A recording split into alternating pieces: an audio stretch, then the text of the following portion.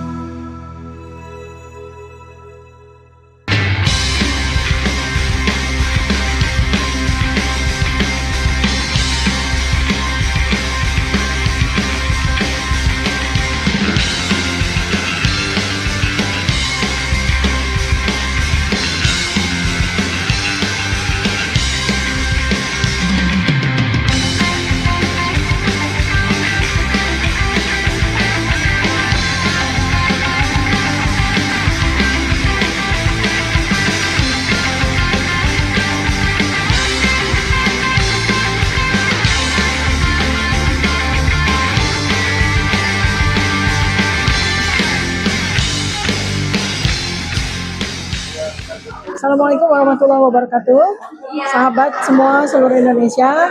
Alhamdulillah pada hari ini ya 26 Februari 2026 saya melaunching buku saya yang ke-6 dan ke-7. Yang pertama adalah buku Jalan Samurai Akademik. Ini dibuat bersama-sama oleh para peneliti neuroscience ya. Terutama mereka membuat analisis terhadap jalan pemikiran saya. Bagaimana saya menggunakan metodologi neuroscience behavior, digital forensik, epidemiologi perilaku, dan neuropsikologi yang kemudian saya rangkum menjadi buku Neuropolitika. Dan pada buku ini adalah merekonstruksi berdasarkan metodologi beberapa podcast ya, beberapa video yang terkait dengan bagaimana saya memberikan penjelasan. Dan buku ini sangat menarik karena selain memuat dari berbagai macam keilmuan ya, dan kemudian juga memuat analisis dari wawancara yang dilakukan oleh saya bersama dengan para ilmuwan yang lain ya. Salah satunya adalah Dr. Ridho Ramadi ahli AI ya. Jadi ini buku yang membuat khalayak atau masyarakat Indonesia bisa memahami jalan pikiran Dr. Tifa yang oleh Termul sudah disebut punya ilmu gaib. Sebenarnya adalah ilmu saintifik yang bisa dipelajari bersama. Kemudian launching yang kedua adalah buku Otak Politik Jokowi ya. Ini adalah buku kelanjutan dari buku yang saya tulis bersama-sama dengan Pak Dr. Roy Suryo dan Pak Dr. Risman Syarifan ya. Ini spesifik saya melakukan bedah neuroscience ya, bedah terhadap otak atau cara berpikir dari Joko Widodo dengan menggunakan pisau analisis neuropolitika ya. Buku ini sangat menarik karena sekali lagi melengkapi dari apa yang saya tulis pada buku Jokowi's White Paper ya. Kemudian saya juga tambahkan dengan analisis yang saya jelaskan pada beberapa kali persidangan, terutama pada sidang citizen lawsuit ya, yaitu analisis menggunakan facial action coding system ya. Dan di sini buku ini saya memberikan penjelasan secara lebih lengkap lagi tentang bagaimana perilaku Joko Widodo atau perilaku dari seseorang itu tercetak di dalam otot wajah yang kemudian bisa menunjukkan apakah seseorang itu berbohong atau tidak. Dan saya menggunakan sekitar 52 video dari sejak tahun 2025 hingga sekarang untuk melakukan penilaian apakah Joko Widodo itu memberikan penjelasan sesuai dengan memori tersier yang tersimpan di dalam hipokampusnya atau sebuah ingatan adisi yang menunjukkan bahwa apa yang disampaikan itu adalah sebuah informasi baru yang bukan berasal dari perkuliahan di masa lalu. Kemudian yang menarik sekali adalah pada bab ke-7, saya melakukan identifikasi atau penelitian terhadap otaknya para termul ya. Di sini saya menuliskan neuropsikologi loyalis politik para termul atau Ternak Mulyono. Jadi di sini saya juga melakukan memberikan jawaban mengapa ada orang-orang yang begitu loyal kepada Joko Widodo, padahal saya bersama dengan teman-teman peneliti itu sudah membuktikan bahwa ijazah Joko Widodo itu tidak otentik ya, sebesar 99,9%. Apalagi ketika kemudian saya lanjutkan penelitian saya dengan menggunakan model matematika, ternyata foto yang ada pada ijazah Joko Widodo itu berbeda, 92,37% dengan fotonya Presiden Joko Widodo. Semua no kemon itu. Karena dia bilang tadi saya akan berpikir ulang. Saya tidak akan berpikir ulang. Yang harus berpikir ulang adalah mereka yang membaca pikiran saya dengan cara yang keliru itu.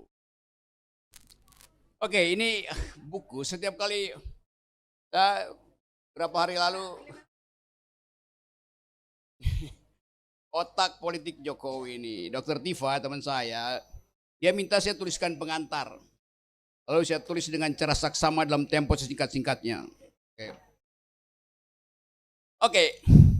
Tadi diterangkan oleh Desmond tentang fungsi otak. Seolah-olah otak itu sekedar benda biologi yang bisa diurai, dianalisis, periksa lapisan-lapisan lemak yang membuat saraf kita itu hidup, yang membuat elektromagnetik itu bisa melompat lewat untuk memproduksi energi. Tetapi selalu ada hubungan antara otak dan pikiran. Misterinya di situ sampai sekarang. Apakah otak membentuk pikiran atau pikiran kita memaksa otak untuk mengklasifikasi ilmu pengetahuan? Itu dulu sudah dipikirkan tahun 1800 oleh Immanuel Kant. Dan akhirnya bahkan neuroscience mengakui bahwa deteksi dari Immanuel Kant memungkinkan studi neuroscience dihubungkan dengan soal-soal emosi, soal-soal kecerdasan, soal-soal kemampuan untuk memberi kritik. Jadi buku ini sebetulnya ini temanya tema biasa nih, tema dari 1800 sudah diriset tuh. Hubungan antara otak dan emosi, hubungan antara otak dan protes politik.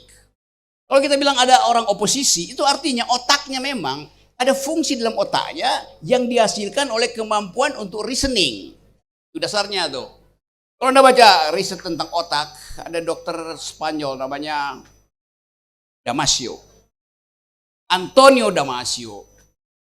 Dia bahkan mencoba membaca Immanuel Kant untuk mengetahui kenapa filsuf Immanuel Kant itu begitu cerdas. Padahal Immanuel Kant sendiri mengatakan, otak saya itu, kata Immanuel Kant, bisa membaca otak saya. Coba Anda bayangkan, jadi problem itu dari awal sudah diriset tuh. Kendati pada waktu itu belum ada teknologi untuk menginterpretasikan jumlah energi yang dipublish oleh otak kita tuh. Anda bayangkan misalnya, kita sekarang lagi fasting, lagi puasa itu. Apakah otak kita berhenti bekerja kalau kita lagi puasa? Secara biologis harusnya berhenti bekerja. Kenapa?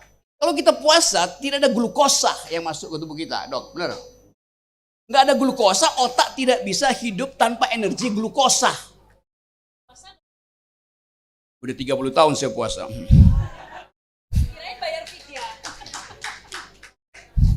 Jangan ajukan pertanyaan yang berbahaya.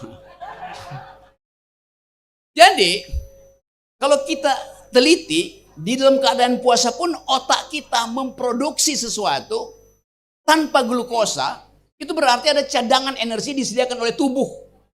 Kalau nggak semua orang yang berpuasa jadi dungu.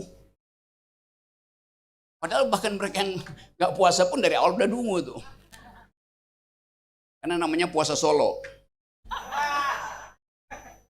Solo itu bukan nama kota. Nama ganti self. Solo sendiri itu. Gue mesti cari akal supaya nggak kena deli. Oke, kata self tadi ya, saya akan itu keingat lagi. Kata self, kedirian kita dihasilkan oleh kemampuan otak untuk membedakan saya dengan Anda. Sekarang pertanyaannya, jenis kimia apa yang ada di otak sehingga mampu untuk membedakan saya dengan Anda, Anda dengan Gibran, Gibran dengan bapaknya, bapaknya dengan Jokowi. Kan itu kemampuan berpikir. Udah subversi belum? Jadi kalau kasus yang ditulis oleh Dr. Tifa ini dibawa ke meja sidang di depan hakim, bahkan tidak akan selesai di meja sidang. Karena riset itu selalu sifatnya ongoing, in the making, nggak akan berhenti. Jadi percuma membawa kasus ini ke meja sidang. Bawa kasus ini ke meja sidang akademis. Itu yang dari awal saya inginkan. Kalau saya diminta jadi saksi ahli, saya bersedia jadi saksi ahli. Saya bayangkan, kalau saya jadi saksi ahli, yang akan nanya saya itu jaksa. Jaksa itu belajar hukum. Dia nggak belajar filsafat. Dia nggak belajar neuroscience. Dia nggak belajar artificial intelligence. Saya belajar. Karena saya sekolah pertama elektro. Jadi saya ngerti soal-soal fisika itu. Sekolah kedua saya economics. Saya ngerti tentang efisiensi otak. Otak itu bekerja seperti seorang homo economicus. Mencari hal yang menguntungkan dan menghilangkan hal yang membuat otak nggak bekerja tuh. Itu prinsip ekonomi. Otak bekerja secara ekonomis. Jadi gobloknya, bukan gobloknya nih. Tololnya kasus tolol. Dungunya kasus ini dibawa dipancing-pancing Dr. Tifa, Rismond, Roy yang otaknya berfungsi maksimal. Dari segi itu udah terlihat ketidakseimbangan. Otak termul itu adanya di dengkul. Jadi kalau ada kesalahan berpikir, termul akan dibedah oleh dokter ahli tulang. Ortopedi. Jadi teman-teman semua, kita ingin pastikan, kita mulai dengan tradisi bahwa semua dalil akademis dibantah secara akademis. Perbantahan akademis itu, perbantahan akademis isinya dalil-dalil. Bukan pasal KUHP. Palsu, nggak ada soal. Tapi saya kan bisa jadi presiden tanpa ijazah UGM. Saya kan lulusan SMA. Tapi justru di situ problemnya. Kenapa nih kalau pakai ijazah SMA? Kan mau gaya-gayaan. Itu soalnya. Jadi Jokowi dituntut bukan karena ijazahnya palsu, tapi karena dia berbohong punya ijazah asli. Anda tahu skandalnya Bill Clinton? Dia di-impeach atas peristiwa Monica Lewinsky. Karena ternyata terbukti dalam persidangan ada kohabitasi antara Bill Clinton dengan staf khususnya, seorang perempuan tuh. Terjadi hubungan seksual. Maka Clinton dihukum karena terjadi hubungan seksual. Benar nggak? Salah. Dia dihukum karena berbohong. Dia bilang nggak ada, ternyata ada tuh. Jadi soal moral tuh nggak ada urusan dengan kita. Tetapi berbohong itu adalah masalah hukum. Anggap ya. Anda mau selingkuh, Anda mau bikin amoral, urusan pribadi Anda. Tapi kalau Anda sebagai pejabat publik ditanya dan Anda berbohong, Anda dihukum karena berbohong sebagai pejabat publik, bukan karena ijazahmu palsu. Dapat ya poinnya ya? Oke. Jadi sekarang kita biasakan untuk detailnya, di mana masalahnya? Karena dia pejabat publik berbohong pada publik. Kalau dia orang biasa berbohong, ya cuma dihukum di akhirat. Tapi karena ini beliau ada pejabat publik, maka adalah kehendak publik untuk menghukum dia demi kemasukakalan seorang pejabat. Jadi sekali lagi clear, bahwa nggak ada delik di situ, delik menghina pejabat, delik nggak ada. Yang satu-satunya ada di situ adalah delik kecerdasan dari Tifa, Rismond, dan Roy. Nah, sekarang masalahnya kalau orang cerdas, memang itu pidana. Justru yang harus dipidana yang dungu itu. Dipidana oleh siapa? Dipidana oleh Allah Subhanahu wa taala. di akhirat. Kenapa? Manusia diperintahkan untuk berpikir. Apalagi pejabat publik. Harus hidup dalam kejujuran. Amar ma'ruf nahi mungkar. Tugasnya siapa tuh? Rakyat harus amar ma'ruf nahi mungkar? Enggak. Yang mampu untuk melakukan kemungkaran adalah pejabat. Maka dia yang akan kita tagih amar ma'ruf nahi mungkarnya. Jadi simple logics yang tidak dibiasakan didebatkan di talk show oleh Termul. Termul nggak mampu berdebat di talk show. Akibatnya apa? Pak Jokowi tersiksa secara psikologi karena dilihat agen-agen dia itu dungu. Saya kasihan Pak Jokowi. Kirim si ini, kirim si itu. Dihajar oleh Rismon. Dihajar oleh Tifa. Dihajar oleh Roy. Itu doang argumennya. Muter. Jadi kita ingin selamatkan Jokowi. Supaya dia kesakitannya itu tidak berlebih. Dan penyebab kesakitan Jokowi bukan Tifa, Roy, atau Rismon. Tapi Termul sendiri itu. Kalau Termulnya pinter, kasus ini udah selesai dari 2 tahun lalu tuh. Tapi Termul juga berpikir, kita jangan jadi pinter. Biarin jadi dungu. Supaya amplop Jokowi jalan terus. Kan jahat kan? Jadi Termul itu jahat in optima forma. Buku ini jujur in optima forma. Terima kasih. Pak Eko, sekarang ini Pak Jokowi sudah jadi presiden. Kalau Pak Jokowi ini sebuah bendera, maka Pak Eko Galgendo ini adalah tiang utamanya. Permasalahan dalam 3 contoh. Yang pertama adalah pertemuan Pak Jokowi dengan Ustadz Abu Bakar Basir. Menurut Anda, apakah kalau keinginan Ustadz Abu Bakar menemui Pak Jokowi, itu keinginan Ustadz Abu Bakar Basir atau Pak Jokowi? Yang mau ketemu dengan Egy Sujana adalah kubunya Pak Jokowi. Jadi, bukan karena Pak Egy Sujana. Kalau saya bisa katakan nanti Pak Egy Sujana, kemudian terjadi suatu hal yang menjadi suatu permasalahan seperti sekarang ini, kalian semua, Egy Sujana dan teman-teman ini kena jebakan yang namanya adu domba dan politik divide et impera. Menurut Bapak dan Ibu, apakah mentalitas Pak Jokowi kuat, sedang, atau lemah? Stabil, tidak stabil, atau sakit? Rahana miha rahanatara, muha rahanatara, jamatara rahanataru.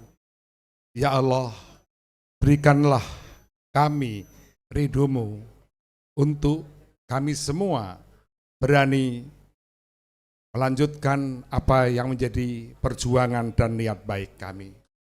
Dan kami yakin bahwa sewaktu kejahatan sudah melebihi batas daripada yang dilakukan oleh anak manusia, maka cahaya terang akan kemudian menyirnakan mereka. Bapak Ibu yang saya hormati, nama saya Eko Srianto Galgendo. Pada saat yang baik ini saya ingin meletakkan posisi saya dulu. Jadi pada tahun 2014, waktu Pak Jokowi jadi presiden, saya mendapatkan suatu pembicaraan bahwa Pak Eko, sekarang ini Pak Jokowi sudah jadi presiden. Kalau Pak Jokowi ini sebuah bendera, maka Pak Eko Galgendo ini adalah tiang utamanya. Dan kalau ada yang ingin menguasai bendera, maka yang pertama kali digergaji adalah Pak Eko Galgendo.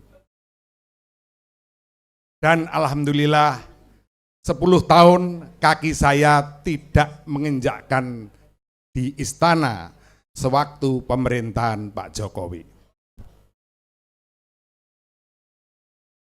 Dan pada saat yang baik ini, tadi saya mendengar apa yang menjadi pemikiran dari Pak Rocky Gerung, maka itu menggugah cara berpikir saya. Apalagi ketika Dr. Tifa beliau menulis buku dengan judul Samurai. Itu mengingatkan diri saya tentang karakter seorang Bushido, karakter yang pantang menyerah. Walaupun dia kemudian tahu akan kalah, dia akan terus berjuang untuk mencari jalan keluar dari kemenangan yang sejati. Itulah Bushido. Dan sekarang ini kita membahas yang namanya otak politik Jokowi. Otak yang mana? Otaknya 10, kepalanya 10. Tetapi kata Pak Rocky Gerung, ada di dalam riset metodologi yang menghubungkan antara karakter manusia, mentalitas, dan cara berpikirnya. Begitu yang Bung Roy ya. Sekarang ini, saya nyontek dulu.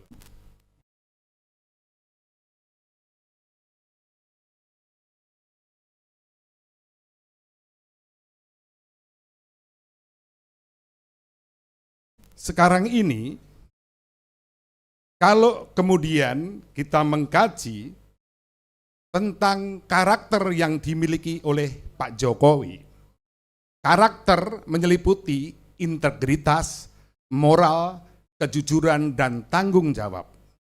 Menurut bapak-bapak dan ibu-ibu semua, apakah karakter Pak Jokowi dapat dinilai baik, buruk, atau abu-abu? Buruk ya. Dan apakah kemudian di dalam semua karakter ini ada kata stabil, tidak stabil, atau sakit?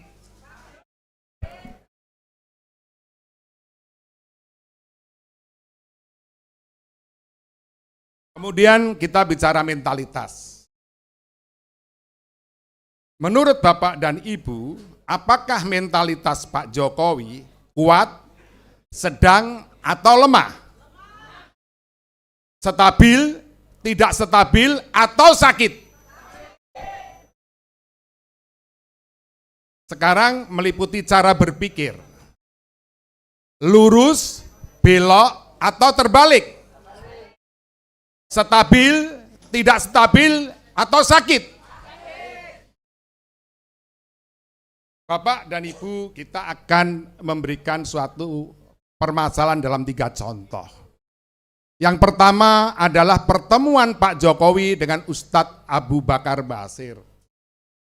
Menurut Anda, apakah kalau keinginan Ustadz Abu Bakar menemui Pak Jokowi, itu keinginan Ustadz Abu Bakar Basir atau Pak Jokowi? Betul. Karena walaupun Ustadz Abu Bakar Basir mau ketemu, kalau kubu Jokowi tidak mau, maka dia tidak akan kemudian bisa ketemu. Setuju ya?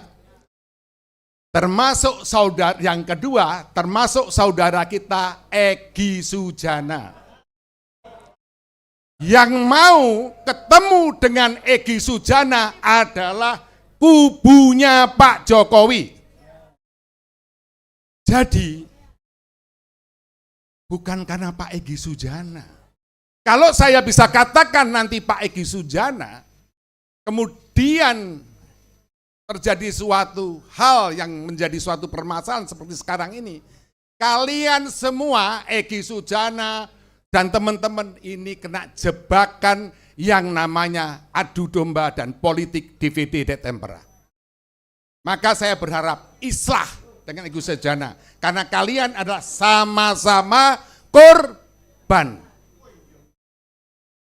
Nah, yang ketiga ini penting sekali, adalah cara berpikir politik Jokowi mengingatkan kita pada suatu sejarah yang terjadi pada zaman Kesultanan Demak yang dilakukan oleh Joko, tapi namanya Joko Tingkir. Joko Tingkir ini memiliki suatu keinginan untuk menjadi pahlawan.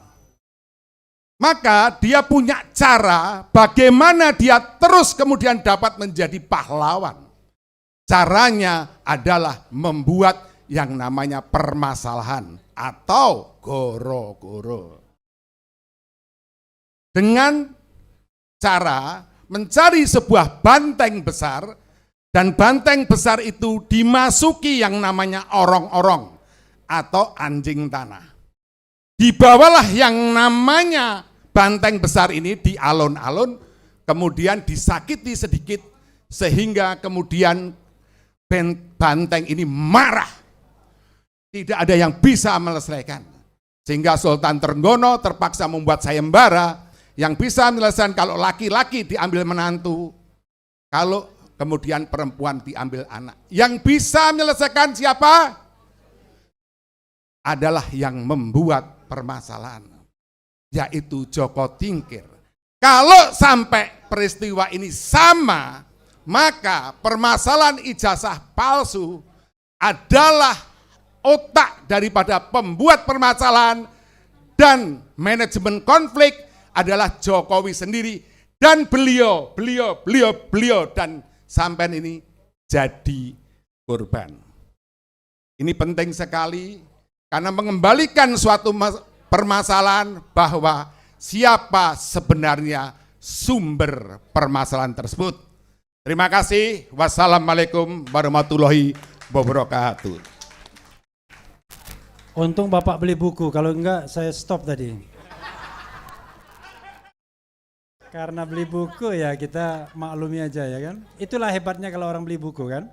Apalagi menang lelang nomor 1, boleh ngomong apa aja.